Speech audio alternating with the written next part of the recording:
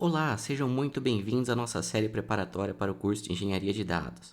Nessa aula, vamos aprender a planejar arquiteturas modernas para fluxo de dados, utilizando a plataforma Azure da Microsoft, com foco em pipeline de ETL para BI.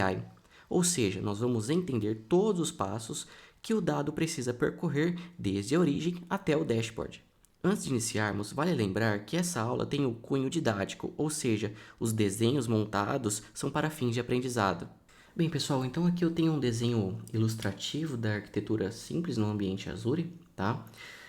Esse retângulo menor aqui, ele mostra uma ilustração de um pipeline no Data Factory, tá? E as suas respectivas funções lá dentro do Data Factory, tá? E nesse retângulo ao lado aqui, eu tenho as minhas fontes de dados, tá? Os meus sources, ok? Então, seguindo essa arquitetura simples, porém moderna e muito utilizada, tá? Eu tenho aqui possíveis fontes na web, né? Pode ser uma API. Aqui eu tenho um possível banco de dados que pode estar em algum servidor de alguma empresa, né? E aqui também um arquivo CSV ou algum outro tipo de arquivo que também possa estar em um file system de alguma companhia, tá? Geralmente, né, essa conexão pode ser feita livremente, né, da web ou de uma API, tá? E aqui eu tenho a utilização de VPN, tá? Geralmente, né, por estar em um ambiente corporativo, né? Então necessita de mais segurança aí, então essa conexão do Data Factory e o meu source precisa de VPN, tá? Então aqui a minha primeira função, né, do Data Factory é um copy data, tá? Que vai buscar, por exemplo, uma tabela num banco de dados, tá? E essa busca e a cópia desses dados pode ser uma carga completa, ou seja, ele pode ler aquela tabela inteira do banco, ou pode ser feita uma query, né, onde você vai limitar a quantidade de linhas e colunas que você quer buscar, tá?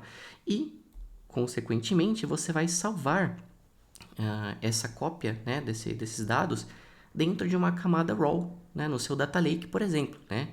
Lembrando que a camada raw é a camada de dados brutos, né, onde você não tem nenhum ou pouco tratamento nesse dado, tá?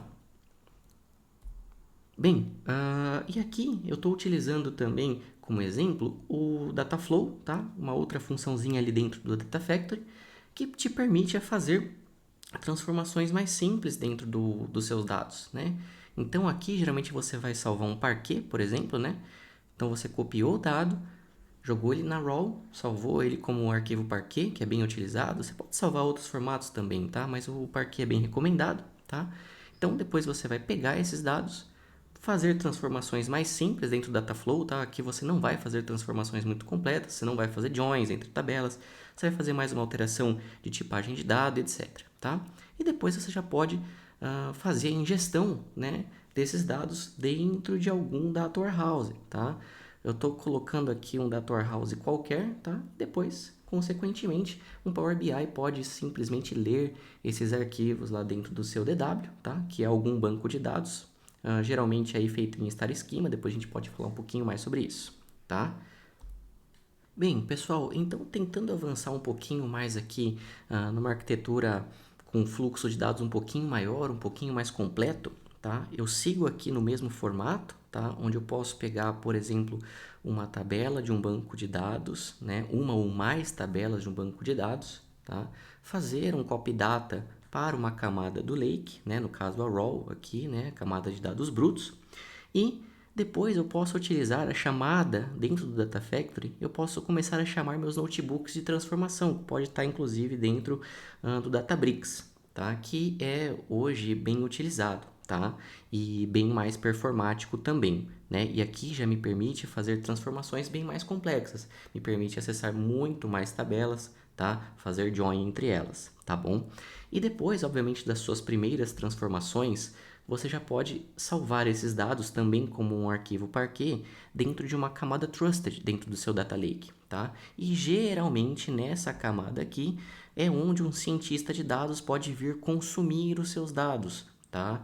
Para fazer as suas análises, por exemplo, tá? E depois, como consequência, Caso você queira inserir esses dados dentro de um DW ou em uma outra camada do Lake, porém já pensando em uma modelagem de BI, por exemplo, Star Schema ou Snowflake, tá? Você pode chamar outro notebook que vai fazer essa modelagem para você, tá? Que vai modelar o dado para que ele chegue numa arquitetura Star Schema, né? No formato fato-dimensão. Você pode salvar uma cópia dessas tabelas fato-dimensão dentro de uma camada Refined, por exemplo, tá? Ou você pode também inserir ela dentro de um Data Warehouse, tá? Pessoal, vale lembrar aqui no Synapse que o Synapse possui um Data Warehouse dentro dele, falando mais grosseiramente, tá? Então você pode fazer uma inserção de dados, né? Você vai carregar os seus dados dentro de um warehouse que é enxergado pelo Data Lake. Perdão, pelo Synapse Analytics, tá? Ou também, caso você esteja trabalhando aí no formato Lakehouse, né, do formato serverless, que depois a gente pode falar um pouquinho mais disso também, você pode pura e simplesmente salvar um arquivo Parquet aqui, tá? Diretamente na sua camada do Data Lake final, tá? Que pode ter outro nome, tá? E inclusive o Synapse conseguiria enxergar essas tabelas aqui, tá? E transformar ela num DW, tá? Ela ser virtualizada. E depois, como consequência, o Power BI também conseguiria conectar tanto no modelo físico aqui, num banco de dados DW físico dentro do Synapse, tá? Ou também nas tabelas virtualizadas aqui diretamente do Data Lake, né? Dando aquele conceito de Lake House, tá? Então, dessa forma, eu finalizo a aula, tá? Caso vocês tenham alguma dúvida, podem entrar em contato com a gente, tá? Então, se gostaram, deixa o like, inscreva-se no nosso canal e sigam a gente nas nossas redes sociais.